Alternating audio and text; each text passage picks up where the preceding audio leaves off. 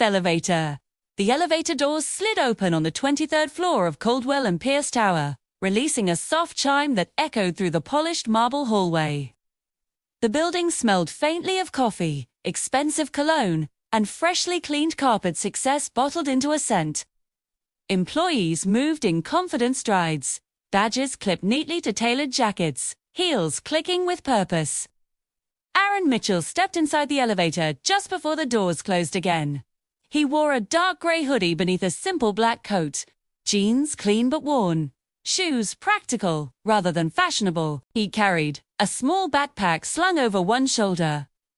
He looked calm, almost invisible, the kind of man people noticed only long enough to decide he didn't belong. The elevator began its slow descent, stopping briefly at the 22nd floor. Two white men stepped in, laughing softly about a meeting that had gone well. One glanced at Aaron, his smile fading slightly before returning, polite but tight. The elevator continued downward. At the 15th floor, a woman in a navy business suit entered, tapping her phone impatiently. She glanced at Aaron, then subtly shifted her purse closer to her body. No one spoke. By the 10th floor, the elevator was nearly full. A soft instrumental version of a pop song played overhead. The digital display blinked steadily. 10, 9, 8. Then, without warning, the elevator jerked violently. Lights flickered. A sharp metallic screech cut through the air as the elevator shuddered, dropped slightly, then slammed to a stop. The music died. Darkness swallowed the space for half a second before emergency lights flickered on, bathing everyone in a dull red glow. Gas filled the elevator. Someone screamed. "What the hell was that?" one of the men shouted. The elevator swayed gently, like a held breath. Aaron instinctively widened his stance, grounding himself. His heart rate rose, but his mind snapped into focus. The digital display blinked erratically before settling on 7, then nothing. Silence pressed in, thick and heavy. "Are we stuck?" the woman whispered. The elevator didn't move. A man near the control panel pressed buttons rapidly.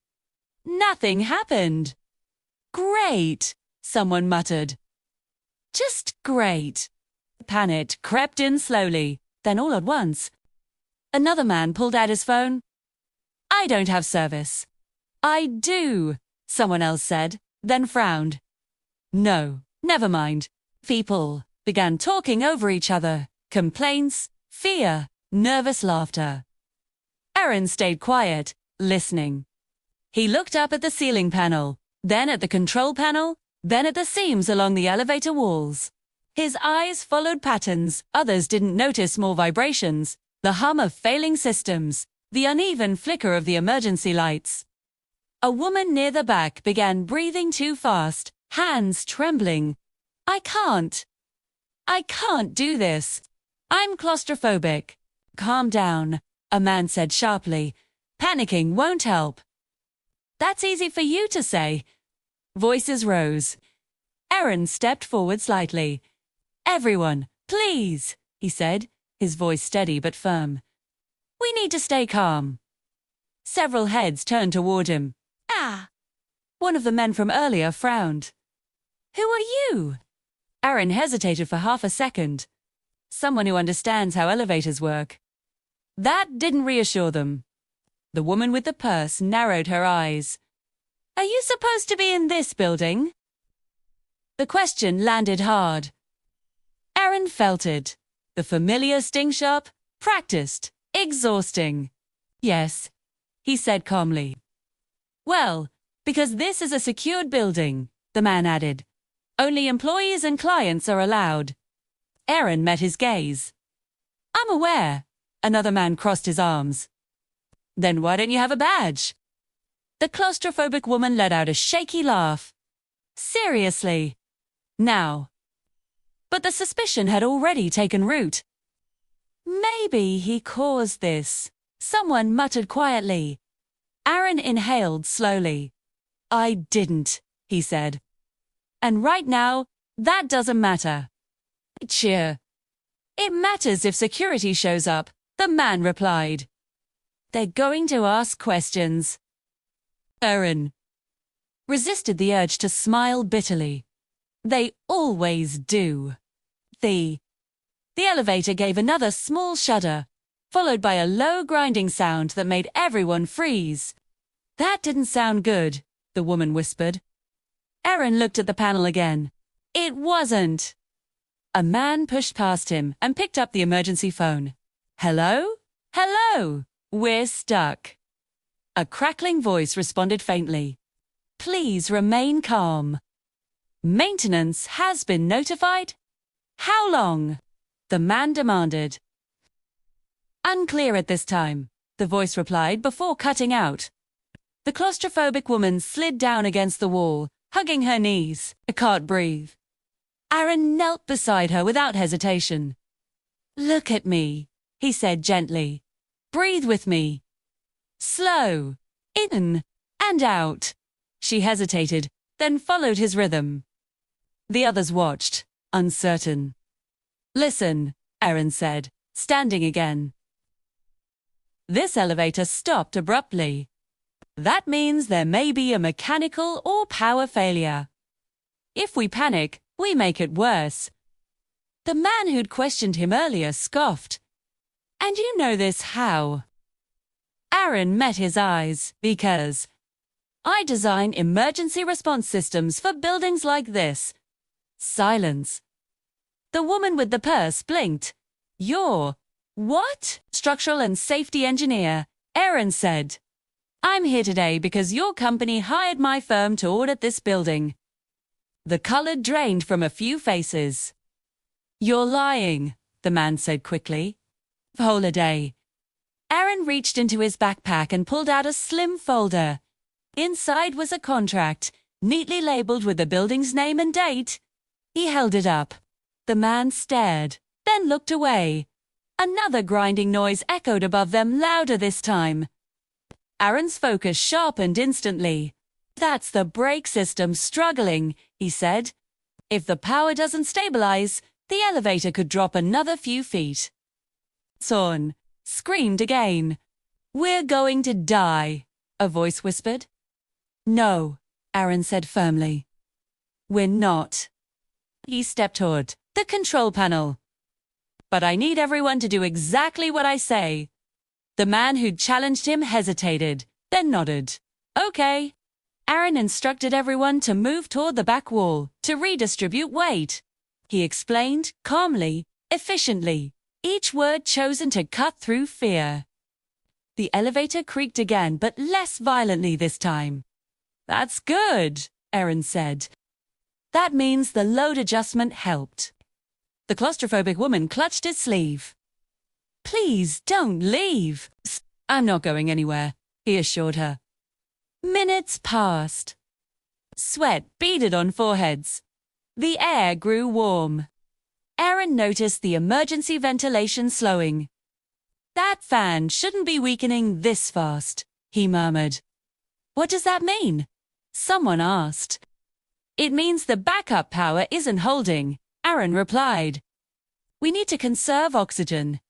The implication settled heavily. He instructed everyone to sit or crouch, minimize movement, and stay quiet. He explained how oxygen levels dropped faster with panic and motion. People listened, now really listened. No one questioned him anymore. Time blurred. The woman's breathing steadied. The men stopped whispering. Fear remained, but it no longer ruled. Then, without warning, the elevator lurched again harder than before. People screamed as the floor dropped several inches before slamming to a stop. The lights flickered wildly, then dimmed. Aaron grabbed the railing, heart pounding, mind racing. That was close, he said. How close? Someone asked. Aaron didn't answer immediately. He looked up, calculating. Close enough that we don't have many chances left. A sob broke out near the front. Aaron straightened. Listen to me. I need to access the emergency override panel. That's restricted, a man said weakly. Right now, Aaron replied, being alive is the priority. He removed a small multi-tool from his pocket, something he always carried. Carefully, he opened the panel, exposing wires and switches. Several people gasped. What if you make it worse? Someone asked. I won't, Aaron said quietly. But doing nothing will. He worked quickly, hands steady despite the sweat and tension. He explained as he went, not because he had to, but because understanding reduced fear. 2. The elevator hummed softly, then steadied. The grinding stopped. The lights stabilized. A collective breath was released. Moments later, voices crackled through the emergency speaker again. Maintenance here. We see stabilization on our end. What did you do? Aaron pressed the button. I rerouted auxiliary power to support the brake system. You'll need to secure the shaft before moving us. Silence. Then understood. We're on it. One of the men laughed shakily. You just saved us, didn't you? Aaron didn't smile. Not yet. But we're safer. When the elevator finally descended slowly and safely to the ground floor, nearly 40 minutes later, the doors opened to flashing lights. Firefighters, paramedics, and building security. People stumbled out, some crying, some laughing, all shaken. Aaron stepped out last. A security guard moved toward him immediately. Sir, we need to ask you a few questions. Of course, but before the guard could say more, a woman from the elevator turned sharply. He's the reason we're alive, she said loudly. All of us. Others echoed her words. He knew exactly what to do. He kept us calm. He saved us. Security guard hesitated. A man in an expensive suit pushed forward one of the company executors. You're Aaron Mitchell, he said slowly. From Sentinel Engineering. Aaron nodded. The man extended his hand, shame flickering across his face. Thank you. And I'm sorry. Aaron shook his hand briefly. So am I. Later that day, the story spread through the building, then beyond it. Man accused of trespassing saves lives in stuck elevator. Engineer ignored until crisis hits. Aaron returned to the building a week later for the follow-up audit. Vistai. When he stepped into the elevator, no one questioned him. They made space. But Aaron knew the truth. The elevator hadn't changed. Only the moment had forced people to see what was already there.